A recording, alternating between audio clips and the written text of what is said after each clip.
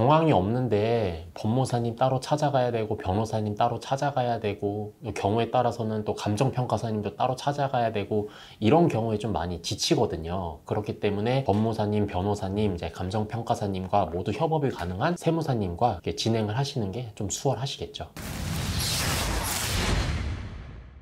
안녕하세요. 지킴앤하이드의 지아리운 김정우 세무사입니다. 반갑습니다.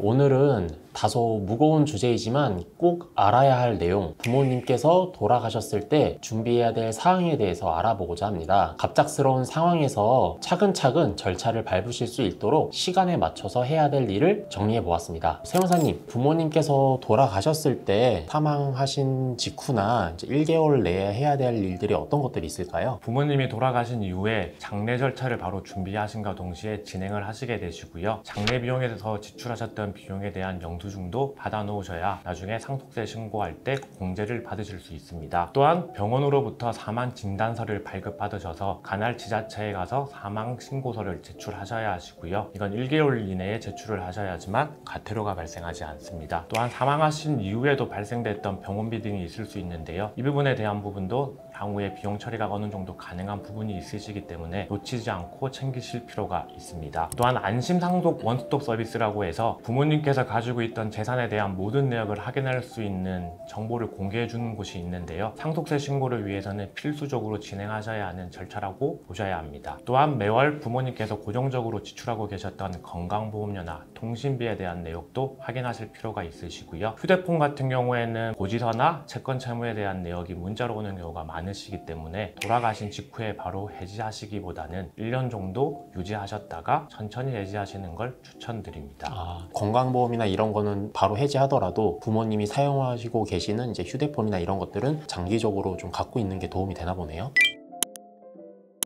유언장 관련돼서도 뭐 확인해야 될 사항이 있을까요? 일반적으로 유언장은 미리 사전에 작성하시는 분도 계시는데요. 간혹 돌아가시고 나서 유언장을 작성해서 그 유언장 내용대로 재산 분할을 하시는 경우가 있습니다. 그래서 실질적으로 이 유언장이 존재하신다라고 한다면 이 유언장의 진실성 여부를 판단하기 위해서 법원을 통해 확인을 받는 절차가 같이 병행되면 좋을 것 같습니다. 사후에 좀 문제 소지를 없애기 위해서도 꼭 필요한 절차겠네요. 유언장에 남겨져 있는 부모님의 자필이나 그런 내용들에 대한 신뢰성을 높이기 위한 절차로 이해해 주시면 될 것 같습니다. 이렇게 장례 절차가 끝나고 나면 그 다음으로 저희가 해야 할 일들은 또 어떤 것들이 있을까요? 한 3개월 이내 정도까지는 상속세 신고를 위해서 세무사들과 이제 상담하는 절차가 필요합니다. 그리고 금융기관을 통해서 10년 동안의 금융거래 내역을 확보하시는 것도 중요한데요. 상속세 신고를 할 때 상속인 분들이 10년 이전에 증여한 자산에 대해서는 모두 포함해서 상속세 신고를 하게 되어 있습니다. 근데 이제 기간이 아무래도 좀 길다 보니까 좀 기억을 하지 못하시는 경우도 있고 해서 이런 것들을 이제 세무사가 확인을 할 수 있도록 10년간의 거래 내역을 확보하시길 바랍니다. 그리고 상속 포기나 한정 승인에 대해서도 결정을 하셔야 됩니다. 민법에 따르면 상속 개시가 있음을 안 날로부터 3개월 이내에 상속 포기나 한정 승인이 가능하도록 되어 있는데요. 부모님의 상속 재산이나 상속 부채 등을 파악을 해서 결정을 하시면 될 것 같습니다. 세무사님, 듣다 보니 상속 포기는 상속 자체를 포기하는 걸로 이해가 되는데 한정 승인이라는 개념은 조금 생소한 개념이거든요. 한정 승인은 어떤 내용일까요? 한정 승인은 간단하게 돌아가신 부모님의 상속 재산이 상속 부채보다 많을 경우에 초과하는 금액에 대해서만 상속을 받겠다라는 내용으로 간단하게 이해하시면 될 것 같습니다. 그러면 세무사님, 그 3개월 지나고 나서 또 어떤 것들을 준비하면 좋을까요? 이제 본격적으로 상속세 신고를 위한 준비를 하셔야 하는 단계에 들어오셨고요. 상속세 신고를 위해서는 일단 상속 재산에 대해서 평가가 선행이 되어야 합니다. 기본적으로 세법은 상속 재산가액에 대해서 시가로 평가하도록 되어 있는데요. 시가와 국가에서 고시하는 공시가액의 차이가 났을 경우에는 감정평가를 받는 것도 하나의 방법이 될 수 있을 것 같습니다. 또한 상속인들끼리 상속 재산에 대한 분할 협의서를 작성하셔서 재산을 어떤 식으로 분할할 거에 대한 부분을 협의가 진행이 꼭 필요한 부분이시고요. 이 상속 재산에 대한 협의 분할이 필요한 이유가 상속세 신고 당시에 협의 분할 내용대로 배우자 공제 또는 자녀 공제 이런 부분들에 대해서 상속세에 많은 부분을 영향을 미치는 부분이기 때문에 상속세 신고 전에 협의 분할이 완료될 필요성이 존재합니다. 자산 분할에 따라서 등기가 필요한 자산은 등기를 하면서 취등록세를 납부하시면 되고요. 등기가 필요하지 않는 금융재산 같은 경우에는 분할 협의서 내용대로 재산을 분배하시면 되겠습니다.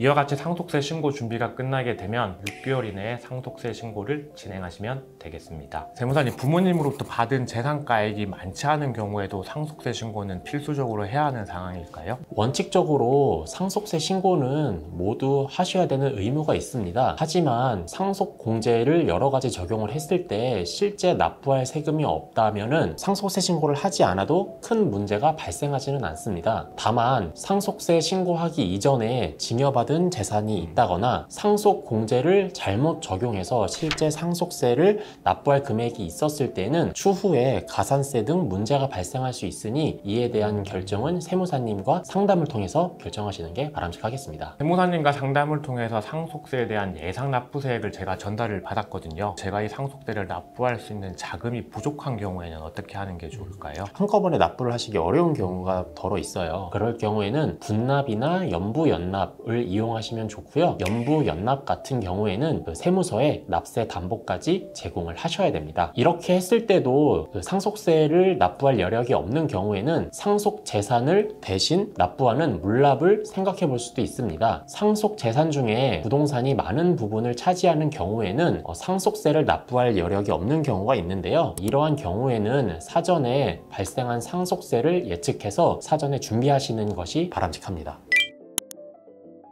경황이 없는데 법무사님 따로 찾아가야 되고 변호사님 따로 찾아가야 되고 경우에 따라서는 또 감정평가사님도 따로 찾아가야 되고 이런 경우에 좀 많이 지치거든요. 그렇기 때문에 법무사님, 변호사님, 이제 감정평가사님과 모두 협업이 가능한 세무사님과 이렇게 진행을 하시는 게 좀 수월하시겠죠. 부모님이 돌아가셨을 때 절차별로 해야 될 상황에 대해서 살펴보았습니다. 지금까지 지킴앤 아이디의 지아륜 김정우 세무사였습니다. 감사합니다. 감사합니다.